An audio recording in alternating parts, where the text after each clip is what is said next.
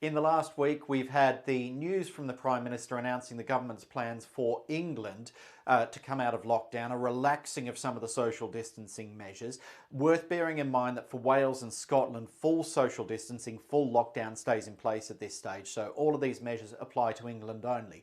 But a quick roundup of this, what it means overall, but ultimately what it means for those of us in the property industry. So from the 13th to the 5th, the announcement was that people can return to work and should return to work unless they can work from home. So the encouragement is still to do whatever you can remotely, working from home, especially where technology is a solution. But if that's not practical, that now is the time to return to work. The government wants to get the economy moving again. And there was special emphasis during the Prime Minister's announcement on construction and also manufacturing as well. So that means for a lot of us where refurbishments might have stopped entirely or might have gone very slow because you could only have a single tradesperson on site and maybe getting materials was very, very difficult, a restart to something resembling normality. Although the government rules are very, very clear, social distancing should still be observed, and that means keeping 2-metre distances in the workplace, doing everything in the workplace that can be done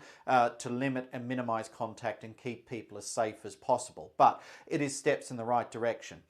From the 13th as well, the lettings industry, the estate agents industry is effectively reopened for business.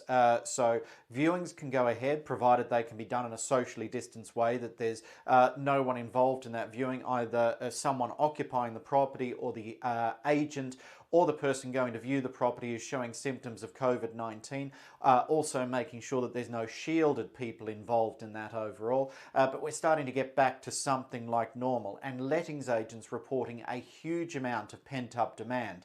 We know that browsing, online viewing of properties has gone up significantly during lockdown, and that's come through into a big flurry of inquiries. So if you do have rental properties empty in your portfolio, this is good news. There's likely to be quite a lot of tenant demand in the short term for those properties. As far as house sales go, estate agents are still a little bit pessimistic at the moment. There's still a view that we could experience a short-term drop in prices, a short-term drop in confidence overall. However, tied in with that, browsing levels for people looking to buy properties are still very, very high. The majority of sellers who were on the market pre-lockdown are still on the market, and there's nothing really changed with the supply and demand imbalance.